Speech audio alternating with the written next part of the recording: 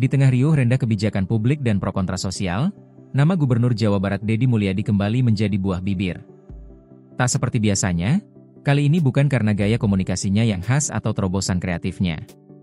Ia justru berada di tengah pusaran kontroversi besar, dan sosok yang menyerotinya bukan pejabat, bukan pula politisi, melainkan seorang wali murid biasa dari Kabupaten Bekasi. Namun jangan salah. Adhel Setiawan, nama orang tua murid itu, tampil berani dan vokal. Ia menyuarakan keresahan yang selama ini mungkin hanya menjadi bisik-bisik di kalangan masyarakat. Tidak main-main, Adhel telah melayangkan laporan resmi terhadap Deddy Mulyadi ke Komnas HAM dan Bareskrim Polri yang dipermasalahkan.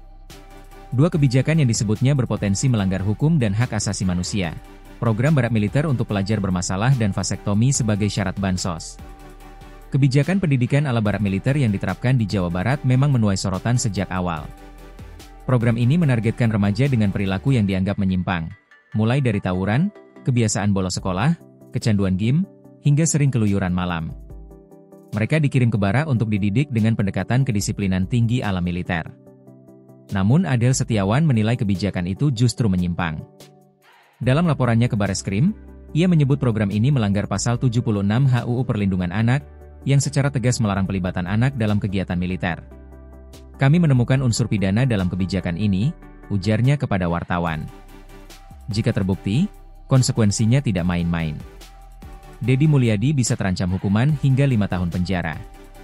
Tak hanya kepada aparat kepolisian, Adhel juga mengadu ke Komnas HAM, menilai bahwa kebijakan ini adalah bentuk pelanggaran hak asasi manusia, terutama hak anak untuk tumbuh dalam lingkungan yang aman dan non-militeristik. Kami menilai kebijakan ini melebihi wewenang seorang gubernur, ucap Adhel. Ia juga meminta Komnas HAM segera membentuk tim investigasi untuk mengusut dugaan pelanggaran dalam program tersebut. Kontroversi tak berhenti di barak militer.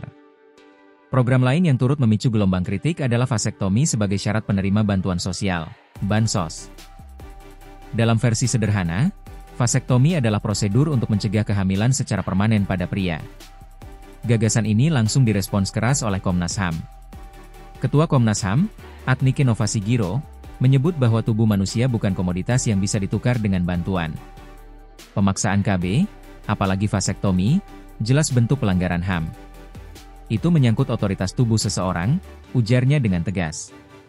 Adnike bahkan meminta Deddy Mulyadi untuk tidak melanjutkan kebijakan tersebut, menegaskan bahwa program-program bantuan sosial seharusnya tidak dikaitkan dengan prosedur medis yang menyangkut hak individu. Menanggapi polemik yang menguat, Deddy Mulyadi angkat bicara. Ia menegaskan bahwa program vasektomi bukanlah kebijakan pemerintah Provinsi Jawa Barat, melainkan bagian dari program nasional yang diinisiasi oleh Kementerian Kependudukan dan Keluarga Berencana. Saya sudah komunikasi langsung dengan menterinya. Ini program legal, nasional, dan tidak ada unsur pemaksaan, kata Deddy Mulyadi saat ditemui di Purwakarta. Ia juga menyampaikan keprihatinan mendalam terhadap kondisi masyarakat miskin yang terpaksa memiliki banyak anak tanpa cukup kemampuan ekonomi. Banyak dari mereka, menurut Deddy, bahkan tak mampu menebus biaya rumah sakit atau memenuhi kebutuhan dasar keluarga.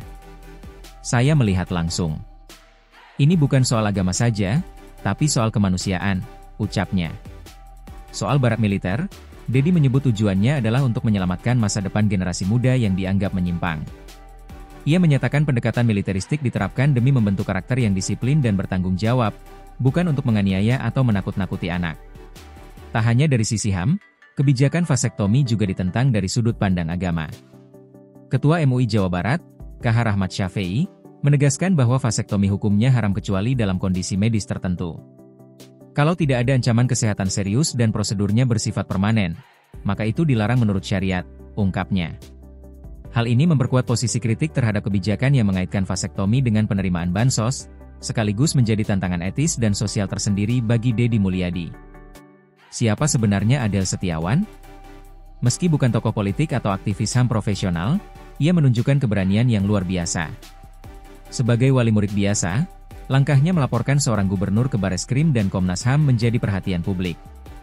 Beberapa pihak memuji keberaniannya sebagai bentuk kontrol sipil terhadap kekuasaan. Namun tak sedikit pula yang bertanya-tanya, apakah Adhel benar-benar mewakili suara rakyat, atau ada agenda politik tertentu di baliknya? Yang pasti, langkah Adhel Setiawan telah membuka ruang diskusi nasional tentang batas-batas kewenangan pemimpin daerah, hak asasi manusia, dan bagaimana seharusnya pemerintah menangani masalah sosial tanpa melanggar norma hukum dan etika. Saat ini, publik menanti dua hal. Bagaimana aparat penegak hukum menanggapi laporan Adele, dan bagaimana Deddy Mulyadi menyikapi gelombang kritik ini ke depannya. Apakah barak militer dan vasektomi akan dihentikan? Ataukah kebijakan ini akan direvisi dan tetap berjalan dengan pendekatan baru? Yang jelas, kisah ini belum selesai. Dan seiring waktu, sorotan publik akan semakin tajam, bukan hanya terhadap kebijakan, tapi juga terhadap siapa yang berani melawan dan siapa yang berani bertahan.